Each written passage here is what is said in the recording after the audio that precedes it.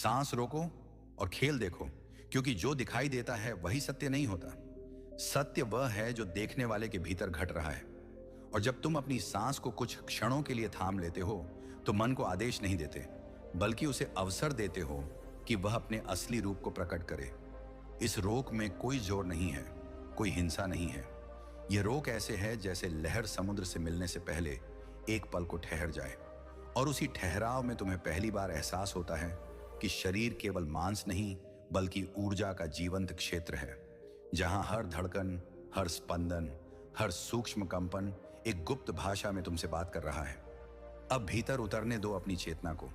बाहर की दुनिया अपने आप धुंधली होने लगेगी, आवाजें दूर जाती प्रतीत होंगी, समय की पकड़ ढीली पड़ने लगेगी, और उसी क्षण नाभि के आसपास एक हलचल पैदा होगी, जैसे किसी बंद द्वार पर भीतर से दस्तक हो रही हो। यही वह क्षेत्र है जहां बंकनाल का रहस्य छिपा हुआ है।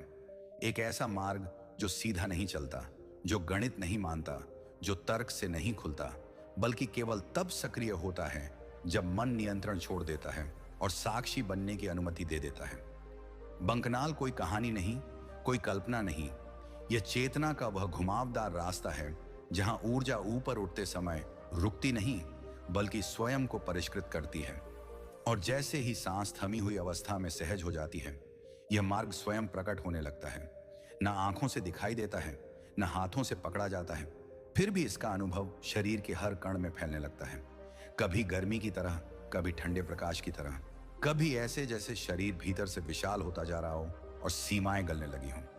ध्यान करने का सबसे सरल तरीका यही है कि तुम किसी विशेष अवस्था की मांग मत करो, क्योंकि मांग मन को फिर से सक्रिय कर देती है। बस सांस भीतर जाए, शरीर भरे, और फिर उस भरे हुए क्षण में कोई जल्दी ना हो, कोई गिनती ना हो, कोई लक्ष्य ना हो, केवल वह मौन जो शब्दों से पहले पैदा होता है। और इसी मौन में खेल दिखाई देने लगता है। विचार आते हैं, जाते हैं, स्मृतियां उभरती हैं, भावनाएं हिलोरें लेती हैं, पर तुम खिलाड़ी नहीं बनते, तुम दर्शक बने रहते हो, और दर्शक बनते ही खेल की पकड़ ढीली पड़ने लगती है। यही वह क्षण है जब साधक और साधना के बीच की दूरी मिटने लगती है, क्योंकि अब तुम ध्यान नहीं कर रहे, ध्यान तुम्हारे भीतर घट रहा है। और इसी घटने में बंकनाल की ऊर्जा ऊपर की ओर बहती है। रीढ़ में एक सूक्ष्म जागृति पैदा होती है, मस्तिष्क के भीतर जैसे कोई दीपक जल रहा हो, बिना तेल, बिना बाती, केवल उपस्थिति से प्रकाशित। और यह प्रकाश किसी दर्शन का नहीं बल्कि स्पष्टता का संकेत है। इस अवस्था में भय भी आ सकता है, क्योंकि जो जाना पहचाना है वह टूटने लगता है। शरीर कभी भारी लग सकता है, कभी बिल्कुल हल्का। सांस कभी बहुत सूक्ष्म महसूस होती है, कभी जैसे गायब हो गई हो। लेकिन यही तो द्वार है जहां अधिकतर लोग लौट जाते हैं और कुछ आगे बढ़ जाते हैं। और जो आगे बढ़ता है वही समझ पाता है कि ईश्वर कोई सत्ता नहीं बल्कि चेतना की गहराई है, जिसे भीतर उतर कर ही जाना जा सकता है। अब धीरे धीरे यह अनुभव स्थिर होने लगता है। मन की चंचलता अपने आप थक जाती है, विचारों की कतार बिखर जाती है, और एक गहरी शांति जन्म लेती है जो खुशी से अलग होती है, क्योंकि इसमें उत्तेजना नहीं होती।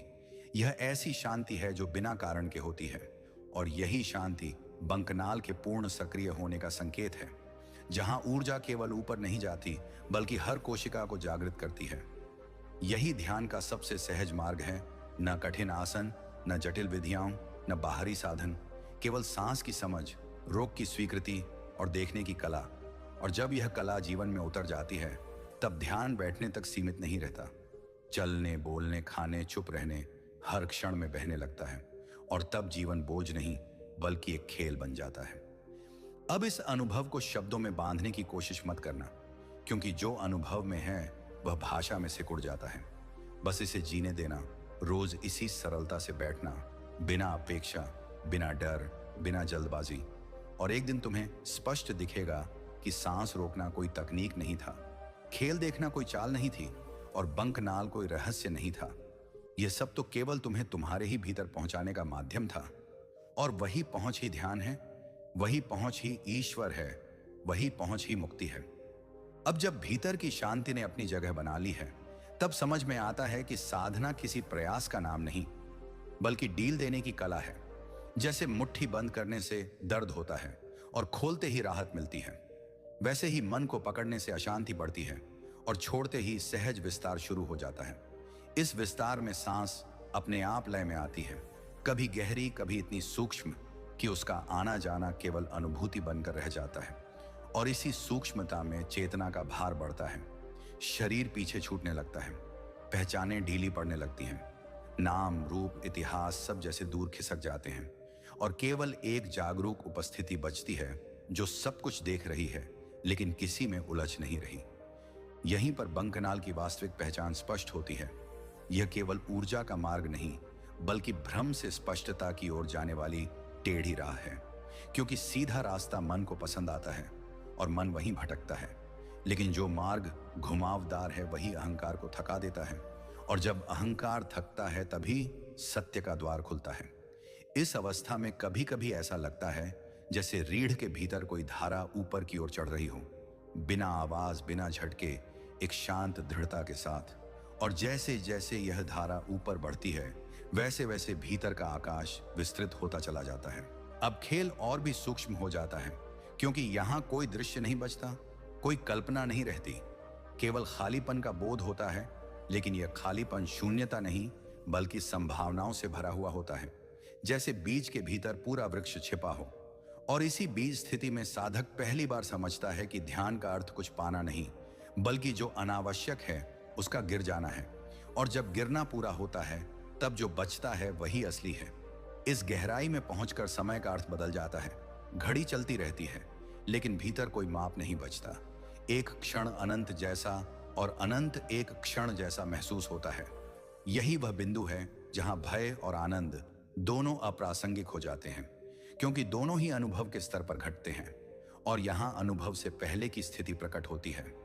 एक ऐसी स्थिरता जो न हिलती है, न डगमगाती है, न प्रतिक्रिया देती है, बस उपस्थित रहती है। यही उपस्थित रहना ईश्वर के सबसे निकट की अवस्था है, बिना मूर्ति, बिना कल्पना, बिना कथा, क्योंकि यहां भगवान किसी आकार में नहीं आते, यहां आकार ही विलीन हो जाता है और जो शेष रहता है वही सत्य का स्वाद है, जिसे छका तो जा सकता है लेकिन बताया नहीं जा सकता। और जब साधक इस स्वाद को पहचान लेता है तब जीवन के छोटे छोटे झटके उसे हिला नहीं पाते, क्योंकि उसने भीतर का केंद्र देख लिया होता है। अब ध्यान धीरे धीरे अभ्यास से अवस्था बन जाता है। बैठना आवश्यक नहीं रह जाता, आंखें बंद करना अनिवार्य नहीं लगता, क्योंकि देखने वाला भीतर स्थिर हो चुका होता है। चलते समय, बोलते समय, मौन में, भीड़ में, एकांत में वही साक्षी बना रहता है। और यही साक्षी भाव जीवन को बोझ से खेल में बदल देता है, जहां हर परिस्थिति शिक्षक बन जाती है और हर क्षण साधना। अब समझ में आता है कि सांस रोकना केवल प्रवेश था, खेल देखना केवल प्रशिक्षण था और बंकनाल केवल संकेत था। असली यात्रा तो उस बिंदु तक पहुंचना थी जहां खोज समाप्त हो जाती है, जहां प्रश्न गल जाते हैं, जहां उत्तर की आवश्यकता नहीं बचती और वही समाप्ति वास्तव में शुरुआत बन जाती है। एक ऐसी शुरुआत जहां जीवन को बदला नहीं जाता बल्कि समझा जाता है। अब कुछ भी थामे रखने की आवश्यकता नहीं, कुछ भी छोड़ने की कोशिश नहीं। जो आता है आने दो, जो जाता है जाने दो। भीतर का आकाश सबको जगह देता है लेकिन किसी से बंधता नहीं। और यही मुक्त चेतना ध्यान का अंतिम स्वाद है, जहां साधक और साधना एक हो जाते हैं, जहां रास्ता और मंजिल अलग नहीं रहते और जहां सांस, शरीर, मन सब एक शांत नृत्य में लीन हो जाते हैं। और तब बिना शब्दों के स्पष्ट हो जाता है कि खेल देखा जा चुका है, रहस्य खुल चुका है और खोज अपने घर लौट आई है। अब चेतना इतनी शांत हो चुकी है कि शांति भी ध्यान भंग नहीं करती। भीतर एक ऐसा ठहराव जन्म ले चुका है जो किसी प्रयास का परिणाम नहीं बल्कि स्वाभाविक विश्राम है। जैसे लंबी यात्रा के बाद शरीर स्वयं बैठ जाना चाहता है, वैसे ही मन अब दौड़ना भूलने लगता है और इसी भूल में असली स्मरण घटता है। वह स्मरण जो बताता है कि तुम कभी बंधे ही नहीं थे, केवल देखने की दिशा उलटी थी। और जब दिशा भीतर की ओर मुड़ती है तब बंकनाल केवल मार्ग नहीं रहता बल्कि अनुभव की धड़कन बन जाता है, एक जीवित कंपन जो बिना आवाज के पूरे अस्तित्व में फैलता है। इस अवस्था में सांस अब रुकती नहीं और चलती भी नहीं, वह केवल होती है, जैसे आकाश में बादल होते हैं, न आना न जाना, बस उपस्थिति। और यही उपस्थिति खेल को अत्यंत सूक्ष्म बना देती है, क्योंकि अब खेल विचारों का नहीं, पहचान का होता है। तुम देखते हो कि कौन देख रहा है और यह देखना किसी प्रश्न से नहीं बल्कि गहन सजगता से उपजता है। जैसे दर्पण स्वयं को नहीं देख सकता, लेकिन प्रतिबिंब के मिटते ही उसकी स्वच्छता स्पष्ट हो जाती है। यहीं पर बंकनाल का सबसे गूढ़ रहस्य खुलता है कि यह ऊपर जाने की प्रक्रिया नहीं बल्कि भीतर पिघलने की घटना है। ऊर्जा चढ़ती नहीं, सीमाएं गिरती हैं, चेतना फैलती नहीं, रुकावटें हटती हैं, और जब यह हटना पूरा होता है तब शरीर और मन के बीच की दीवार पारदर्शी हो जाती है। संवेदनाएं आती हैं लेकिन बांधती नहीं, भाव उठते हैं लेकिन दिशा नहीं बदलते, और यही वह बिंदु है जहां साधक पहली बार मुक्त होते हुए भी अत्यंत साधारण महसूस करता है। अब भीतर कोई खोज नहीं बचती, क्योंकि खोज करने वाला ही ढीला पड़ चुका होता है, और जब खोज ही नहीं रहता तब जो शेष बचता है वही सत्य की सबसे सरल परिभाषा बन जाता है। न ऊंची, न रहस्यमयी, न अलौकिक, बल्कि इतनी सहज कि पहले कभी ध्यान ही नहीं गया। और इसी सहजता में ध्यान का वास्तविक सौंदर्य छिपा है, क्योंकि जो जटिल है वह मन का खेल है और जो सरल है वही अस्तित्व का स्वभाव। इस गहराई में उतरने के बाद जीवन के दृश्य बदलते नहीं, देखने का केंद्र बदल जाता है। वही परिस्थितियां, वही लोग, वही संघर्ष, लेकिन भीतर कोई खिंचाव नहीं, प्रतिक्रिया नहीं, केवल स्पष्टता। और यही स्पष्टता करुणा को जन्म देती है, क्योंकि जो स्वयं को समझ लेता है वह दूसरों से लड़ नहीं सकता, और जो लड़ नहीं सकता वही प्रेम को जी सकता है। अब सांस का महत्व समाप्त नहीं होता बल्कि विलीन हो जाता है। वह साधन से स्थिति बन चुकी होती है, और यही स्थिति चलते फिरते भी बनी रहती है, बिना याद दिलाए, बिना अभ्यास की मांग किए। जैसे आंखें देखने के लिए रोज प्रशिक्षण नहीं मांगती, वैसे ही चेतना अब जागरूक रहने के लिए किसी विधि की मोहताज नहीं रहती। यही वह बिंदु है जहां खेल समाप्त नहीं होता बल्कि समझ में आ जाता है, और समझ आते ही उसकी पकड़ ढीली हो जाती है, क्योंकि जो समझ लिया गया वह बांध नहीं सकता, और जो बांध नहीं सकता वही मुक्त कर देता है। और तब भीतर एक गहरी, स्थिर, अडिग शांति उतरती है, जो न उत्साह है न उदासी, बल्कि दोनों के पार की स्थिति है। अब कुछ कहना शेष नहीं रहता, क्योंकि जो बचा है वह शब्दों से पहले का है, लेकिन फिर भी भीतर एक मौन संवाद चलता रहता है, बिना भाषा, बिना ध्वनि, बिना संकेत, और वही संवाद जीवन को दिशा देता है, बिना आदेश दिए, बिना नियंत्रण किए। और यही सहज प्रवाह ध्यान का अंतिम स्पर्श है, जहां साधक मिट चुका होता है लेकिन चेतना पूर्ण रूप से जीवित होती है। और तब बिना किसी घोषणा के, बिना किसी प्रमाण के, बस भीतर यह साफ हो जाता है कि सांस रोकी गई थी ताकि जीवन को पहली बार सही अर्थ में देखा जा सके। खेल देखा गया था ताकि उससे मुक्त हुआ जा सके, और बंकनाल का रहस्य केवल इसलिए प्रकट हुआ था ताकि तुम स्वयं को घर लौटा सको। अब भीतर जो घट रहा है वह किसी अनुभव की तरह नहीं लगता, क्योंकि अनुभव हमेशा आने जाने वाला होता है, और यहां जो प्रकट हुआ है वह स्थिर है, अडिग है, बिना शुरुआत और बिना अंत के। जैसे आकाश में फैला हुआ विस्तार जिसे पकड़ने की आवश्यकता नहीं होती। और इसी विस्तार में पहली बार यह स्पष्ट होता है कि मन कभी शत्रु नहीं था, वह तो केवल दिशा का भ्रम था। और जैसे ही दिशा बदलती है वैसे ही वही मन शांति का द्वार बन जाता है, क्योंकि अब वह नेतृत्व नहीं कर रहा बल्कि विश्राम कर रहा है। इस विश्राम में सांस का अस्तित्व लगभग अदृश्य हो जाता है, न उसे रोका जा रहा है न छोड़ा जा रहा है, वह बस शरीर की लय में विलीन है। और इसी विलय में बंकनाल का प्रभाव गहराता है। कोई चमक, कोई दृश्य, कोई अलौकिक संकेत नहीं, बल्कि एक ठोस स्थिरता जो पूरे अस्तित्व को एक ही धागे में पिरो देती है, जैसे भीतर और बाहर का भेद अचानक अप्रासंगिक हो गया हो। अब खेल पहचान का नहीं रहा, अब खेल सीमा का है, क्योंकि सीमाएं ही तो बंधन थीं। और जैसे जैसे यह ध्यान गहराता है, सीमाएं स्वयं गिरने लगती हैं। शरीर यही है लेकिन उस पर टिकाव नहीं, विचार उठते हैं लेकिन उनसे चिपकाव नहीं, भाव आते हैं लेकिन उनमें बहाव नहीं। और यही वह अवस्था है जहां स्वतंत्रता कोई विचार नहीं बल्कि एक जीवित तथ्य बन जाती है। इस बिंदु पर साधक को कुछ पाने का आनंद भी नहीं होता, क्योंकि पाने वाला कोई बचा ही नहीं। और यही सबसे सूक्ष्म मोड़ है जहां आध्यात्मिक अहंकार जन्म ले सकता है। लेकिन जो यहां भी देखता रहता है, जो यहां भी स्वयं को नहीं पकड़ता, वही इस मार्ग को पार कर जाता है, क्योंकि अंतिम परत हमेशा सबसे शांत होती है और सबसे आसानी से छूट सकती है। अब चेतना इतनी स्पष्ट है कि कोई भी उलझन जड़ नहीं पकड़ पाती।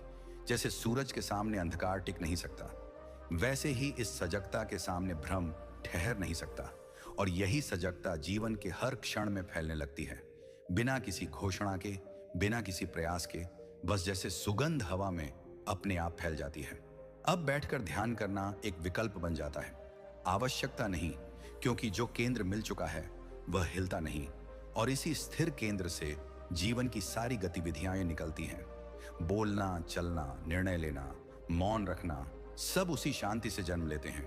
और इसी कारण कर्म बोझ नहीं बनता, क्योंकि कर्ता भीतर से विदा हो चुका होता है। यहीं पर यह भी स्पष्ट होता है कि ईश्वर को खोजा नहीं जाता। ईश्वर तो तब प्रकट होता है जब खोज समाप्त हो जाती है, और यह समाप्ति किसी असफलता का परिणाम नहीं, बल्कि पूर्णता का संकेत है। जैसे नदी समुद्र में पहुंचकर लुप्त नहीं होती, बल्कि विशाल बन जाती है, वैसे ही साधक यहां खोता नहीं, बल्कि असीम हो जाता है। अब जीवन में जो भी घटता है वह विरोध पैदा नहीं करता। सुख आए तो पकड़ नहीं, दुख आए तो प्रतिरोध नहीं, दोनों एक ही खुले आकाश में तैरते हुए बादल बन जाते हैं। और यही समत्व ध्यान का सबसे गहरा फल है, क्योंकि जहां समत्व है वहीं करुणा है, वहीं प्रेम है, वहीं वास्तविक समझ है। अब शब्द स्वयं थकने लगते हैं, क्योंकि जो अनुभव में स्थिर हो गया है उसे भाषा की बैसाखी की जरूरत नहीं। फिर भी भीतर एक निश्चिंत स्पष्टता रहती है, जो हर क्षण यह याद दिलाती है कि जो देखा गया है वह खोया नहीं जा सकता, क्योंकि देखने वाला स्वयं ही बदल चुका है। और यहीं इसी मौन भरे विस्तार में, बिना किसी घोषणा, बिना किसी निष्कर्ष, बस ये सहज रूप से प्रकट होता है कि सांस को रोका गया था ताकि जीवन की गति दिखाई दे सके, खेल को देखा गया था ताकि उससे बंधन टूट सके, और बंकनाल का रहस्य इसलिए खुला था ताकि तुम यह जान सको कि तुम कभी सीमित थे ही नहीं, तुम केवल भूल गए थे, और अब स्मरण लौट आया है। अब भीतर की स्थिति इतनी शांत है कि हलचल भी उसे छू नहीं पाती, जैसे गहरे समुद्र की तलहटी पर सतह के तूफान का कोई असर नहीं होता। और इसी तलहटी में पहली बार यह अनुभूति स्पष्ट होती है कि जीवन को नियंत्रित करने की जरूरत कभी थी ही नहीं, क्योंकि जो नियंत्रित करने की कोशिश करता था वही अशांति का कारण था। और जैसे ही वह प्रयास ढीला पड़ा, वैसे ही अस्तित्व ने स्वयं को संभाल लिया। सांस अपनी गति में, हृदय अपने ताल में, चेतना अपने विस्तार में सहज हो गई। यहां बंकनाल किसी रहस्यमयी संरचना की तरह नहीं, बल्कि एक स्वाभाविक प्रवाह की तरह महसूस होती है। जैसे नदी को समुद्र तक पहुंचने के लिए किसी नक्शे की जरूरत नहीं होती, वैसे ही ऊर्जा को ऊपर उठने के लिए किसी आदेश की आवश्यकता नहीं। जब प्रतिरोध हटता है तब मार्ग अपने आप प्रकट हो जाता है, और यही हटना ध्यान की सबसे गहरी क्रिया है, जिसमें कुछ किया नहीं जाता, केवल जो बाधा था उसे गिरने दिया जाता है। अब खेल इतना सूक्ष्म हो चुका है कि देखने और देखे जाने के बीच का अंतर भी पिघलने लगता है। कोई स्पष्ट सीमा नहीं बचती कि यहां मैं हूं और वहां अनुभव है। सब कुछ एक ही खुले विस्तार में घट रहा होता है, और इसी एकता में भय का अंतिम अंश भी समाप्त हो जाता है, क्योंकि भय हमेशा दो के बीच जन्म लेता है, और जहां एक ही शेष रह जाता है वहां डर टिक नहीं सकता। इस अवस्था में शरीर अपने आप हल्का हो जाता है, जैसे उसका भार चेतना ने उठा लिया हो। संवेदनाएं आती हैं लेकिन बोझ नहीं बनती, सुख स्पर्श करता है लेकिन बांधता नहीं, पीड़ा आती है लेकिन पहचान नहीं बनती। और यही वह संतुलन है जहां जीवन पहली बार संघर्ष के बिना जिया जाता है, बिना भागे, बिना थामे, बिना उलझे। अब ध्यान किसी अभ्यास का परिणाम नहीं, बल्कि अस्तित्व की स्वाभाविक सुगंध बन चुका होता है। जैसे फूल खुशबू फैलाने के लिए कोई योजना नहीं बनाता, वैसे ही जागरूकता फैलती है, और यह फैलाव भीतर सीमित नहीं रहता। बोलचाल में, दृष्टि में, स्पर्श में, मौन में, हर जगह एक ही स्पष्टता झलकने लगती है, और यही स्पष्टता दूसरों के लिए भी एक मौन आमंत्रण बन जाती है।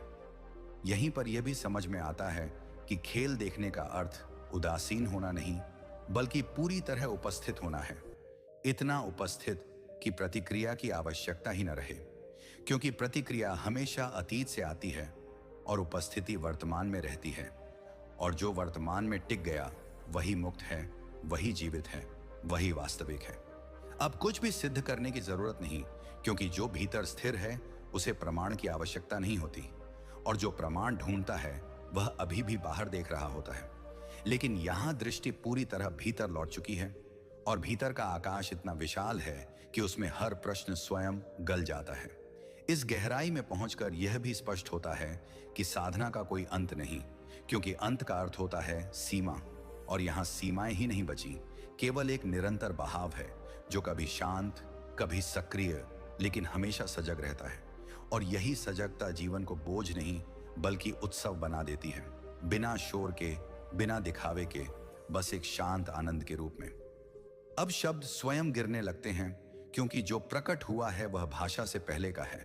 फिर भी यदि कुछ कहना हो तो इतना ही कि सांस को थामना केवल द्वार था, खेल को देखना केवल प्रशिक्षण था, और बंकनाल का रहस्य केवल संकेत था। असली घटना तो यह थी कि देखने वाला स्वयं बदल गया, और वही परिवर्तन ध्यान की सबसे गहरी उपलब्धि है। और इसी मौन, इसी विस्तार, इसी अचल उपस्थिति में, बिना किसी घोषणा, बिना किसी विराम, यह अनुभूति स्थिर हो जाती है कि जो खोजा जा रहा था वह कभी खोया ही नहीं था। बस ध्यान की रोशनी उस पर पड़ी नहीं थी, अब रोशनी जल चुकी है और वही प्रकाश जीवन बन गया है। अब जो शेष है वह किसी अवस्था का नाम नहीं मांगता, क्योंकि नाम हमेशा सीमाएं खींचते हैं और यहां कोई रेखा खींची ही नहीं जा सकती। भीतर एक ऐसा विस्तार है जो स्वयं को अनुभव नहीं कहता, फिर भी हर अनुभव उसी में जन्म लेता है। जैसे आकाश स्वयं को आकाश नहीं कहता, लेकिन हर उड़ान उसी में संभव होती है। और इसी विस्तार में यह पहली बार साफ दिखता है कि साधक कभी मार्ग पर नहीं था, मार्ग ही साधक के भीतर धीरे धीरे प्रकट हो रहा था। हर ठहराव के साथ, हर सहज श्वास के साथ, हर उस क्षण के साथ जब देखने वाला हस्तक्षेप करना भूल गया। यहां बंकनाल अब किसी दिशा की ओर संकेत नहीं करती, क्योंकि दिशा तब तक मायने रखती है जब तक गंतव्य अलग हो, और यहां गंतव्य और यात्रा एक दूसरे में घुल चुके हैं। ऊर्जा न ऊपर जाती है न नीचे, वह केवल फैलती है, जैसे जल में गिरा रंग पूरे पात्र को अपने आप रंग देता है। और इसी फैलाव में शरीर की सीमाएं केवल सुविधा भर रह जाती हैं, पहचान नहीं, बोझ नहीं, कैद नहीं। अब खेल इतना शांत हो गया है कि उसे खेल कहना भी ठीक नहीं लगता, क्योंकि खेल में भी किसी न किसी तरह की उत्तेजना होती है। और यहां जो है वह गहन विश्राम है, ऐसा विश्राम जो नींद नहीं है, क्योंकि सजगता पूर्ण है, और जागृति नहीं है, क्योंकि कोई प्रयास नहीं। ये दोनों के पार की स्थिति है, जहां जीवन स्वयं को बिना किसी तनाव के जी रहा होता है। इस बिंदु पर भीतर कोई प्रश्न उठता भी है तो वह उत्तर की मांग नहीं करता, वह केवल उठकर विलीन हो जाता है, जैसे लहर उठती है और समुद्र में ही समा जाती है। और यही विलय सबसे बड़ा संकेत है कि मन अब केंद्र नहीं रहा। केंद्र अब वह मौन है जिसमें सब कुछ आता जाता है लेकिन कुछ ठहरता नहीं।